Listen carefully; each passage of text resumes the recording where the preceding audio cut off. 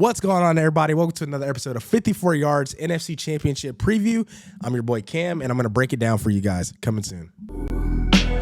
Before it winds down into the memories, it's all just memories now.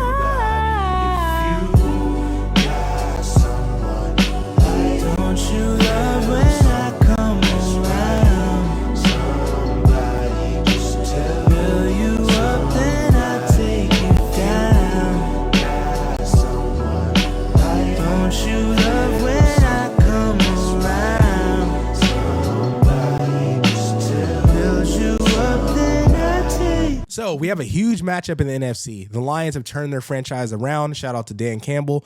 And they're on the brink of making a Super Bowl. Unfortunately, they couldn't do it when my boy Barry Sanders was there. You know, best running back of all time, in my opinion. But this will be a game just full of playmakers on both sides of the ball. They will be playing the San Francisco 49ers in San Francisco this season or this year.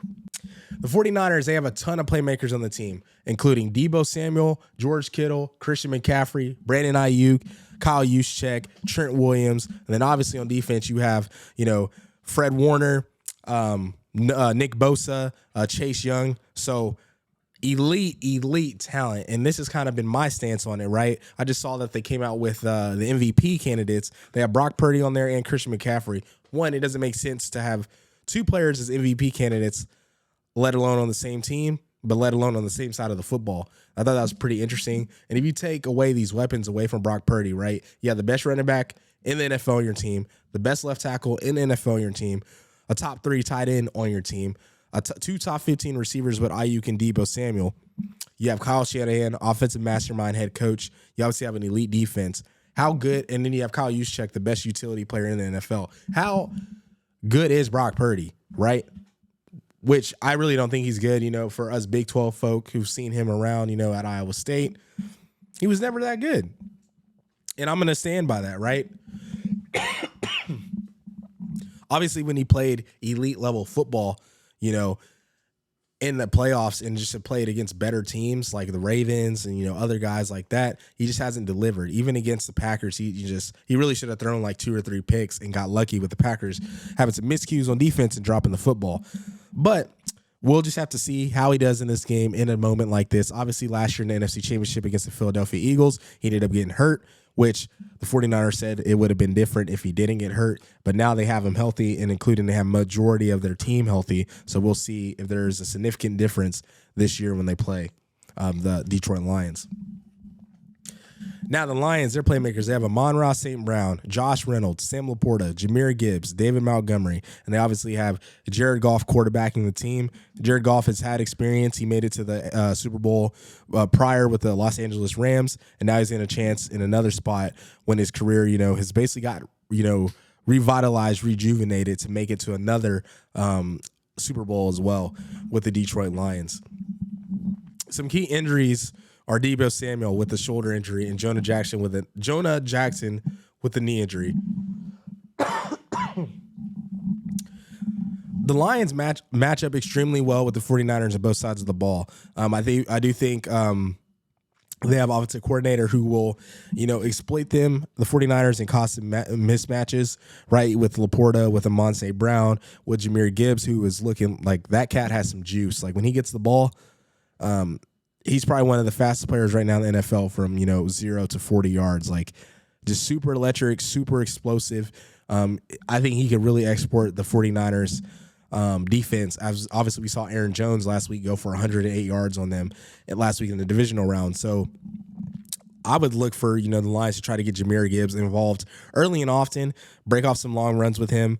And I think this can really kind of set up the Lions for what they really want to do on offense if they're able to establish a run and also keep the ball away from that potent 49ers offense. Because we know that our offense is potent, right? We know they have the weapons, but the Lions on paper have just as much, if not more, firepower than the 49ers, right? So, like I said, look for this to just be an explosive shootout type of a game. San Francisco finished the season ranked 8th in total defense and 3rd in points allowed. So obviously they're still playing great defense, elite defense. But in a game like this, when you're also playing a high-powered offense like the Lions, who I think have the number 1 offense in the NFL this season, they're going to be able to create mismatches. They're going to be able to create explosive plays and create differences in the game. Now, I think one of the situations that's going to cause this game to maybe be won or lost will be played at the quarterback play, right? You got Brock Purdy and Jared Goff. I personally think, Jared Goff has been playing great football, and he's going to continue to play great football, efficient, clean football, taking care of the football, making the throws he needs to, and getting it to his playmakers. Now, Brock Purdy, he's been doing this as well, but if it shows, like the way he played against the Packers, should have thrown multiple interceptions in that game.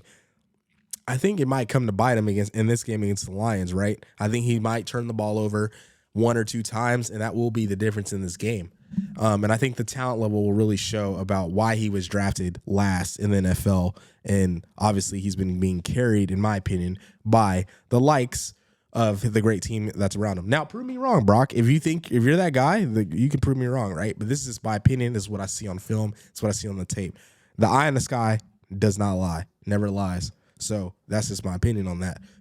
But if you like some props, make sure you guys tune into our Prize Picks segment. I'm not going to give you guys that out for free, but we're going to go Lions money line. I got the Lions winning this game, getting to their first Super Bowl, and excited to see those guys hopefully bring this to fruition. And Dan Campbell and all the hard work they've done for that city, I think it would be a fantastic story for the Detroit Lions, not only to have turned their franchise around, but to make it to the Super Bowl with the opportunity to play for the Lombardi Trophy.